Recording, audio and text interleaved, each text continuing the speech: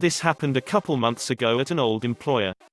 I worked at a supermarket in my state throughout high school and while in college in the United States, making $9 to start and only $10.50 at the end. The store had one store manager, two assistant store managers, one manager and assistant manager per department, which there were 9 departments. For 5 years, I worked every position there because who knew what hiring was, right?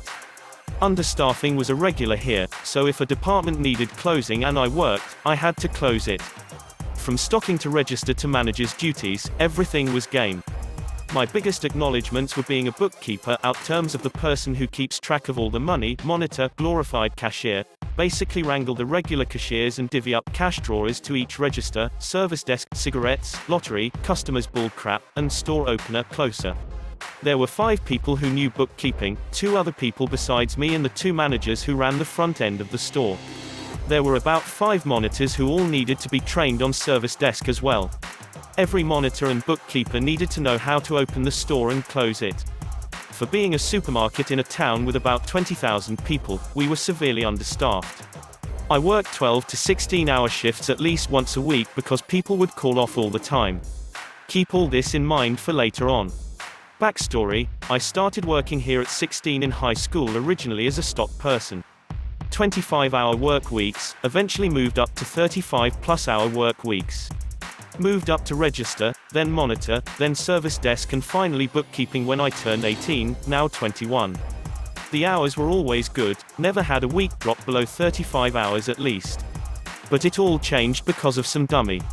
At the start of COVID-19, I was working while in college, so all these guidelines had to be followed. Everyone needed their toilet paper and hand sanitizer to keep COVID away.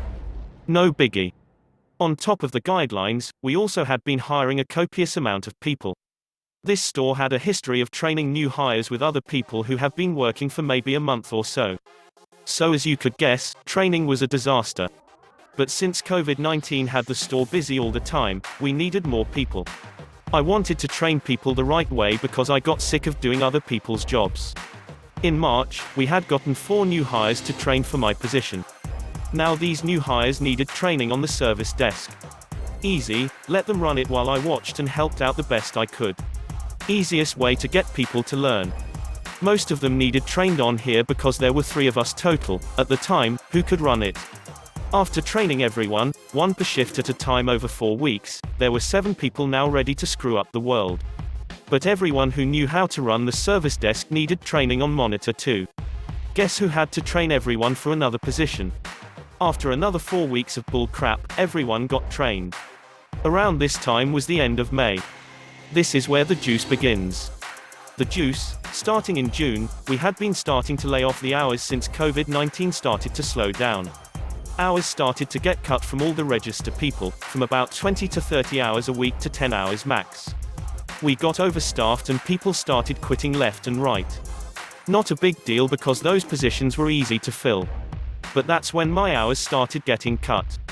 At the time, the one new hire who started in March, who we'll call Helen, had been getting really good hours. I'm talking about my hours. We had the same problem: college money, car money, the works and all. But then I got scheduled for 16 hours one week and they got scheduled for over 35 hours. Not once since I was 18 did I get less than 35 hours. So I decided to confront the assistant manager who was in charge of scheduling. We'll call him Frank. Me: "Hey Frank, I noticed my hours got cut. What's happening?" Frank: "I know, everyone's hours are getting cut. I have to make room for everyone, ya know."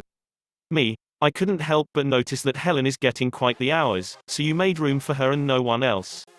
Frank: "I was unaware of that, I'll get you some more hours next week." The reset of the week was kind of boring since I was a workaholic. No one called me to cover shifts or anything. The following week, I asked around to see who covered any shifts last week and it turns out that all the new hires got called first. That kind of peeved me off, but hey, can't do anything about it now. Later that day, I checked my schedule and what do you know? The same 16-hour week. I was livid at this point. I should have been honored for my seniority there, not getting screwed over in hours. I went back to Frank and confronted him. Me: "Hey, what the hell is this? I thought you'd be finding me hours this week, I can't live off of this."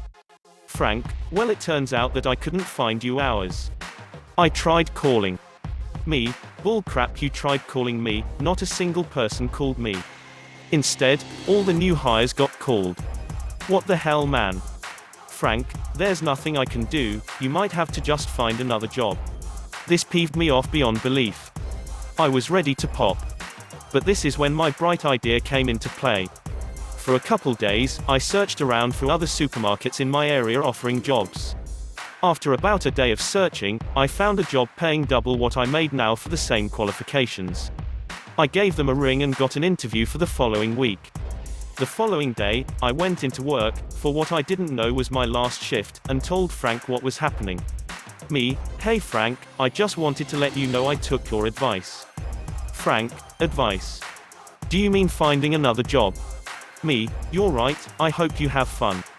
I will never forget the look on his face. Completely baffled.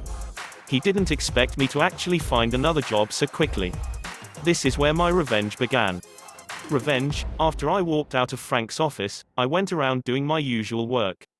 During every shift, a metric ton of paperwork needed to be processed in the computer in order to close the store correctly and set up bookkeeping for the next day.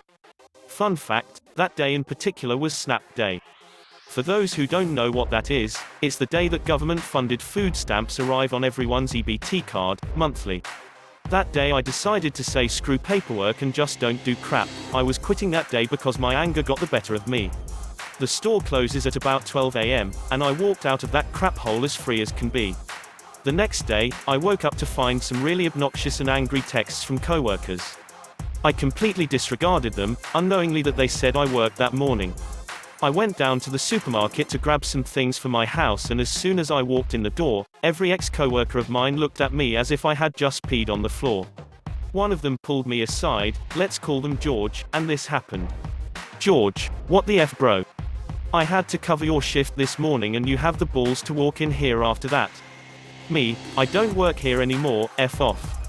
I continued to get my groceries and talked to one of my closer ex-coworkers there about what happened.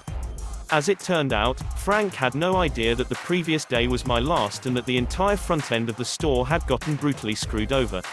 Since the store closed at 12 AM and no paperwork was filed, our corporate called the assistant manager, also in charge of making sure all departments are closed correctly, and asked where all the paperwork was.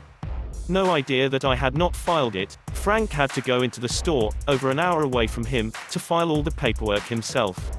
Not only that, tons of violations were given to him because since none of the paperwork got done by the person closing, no one had a record of anything done at the store from the previous day. On top of everything, the amount of paperwork needed done was practically doubled since that day was Snap. As soon as the store manager heard about this, she was livid. After about a month, I was working my new job and heard some information about Frank. Apparently he had to go into a meeting with our corporate bosses and the store manager. He had gotten fired from his position due to all of this and had not been able to get a letter of recommendation from that employer also. Sucks to suck, huh?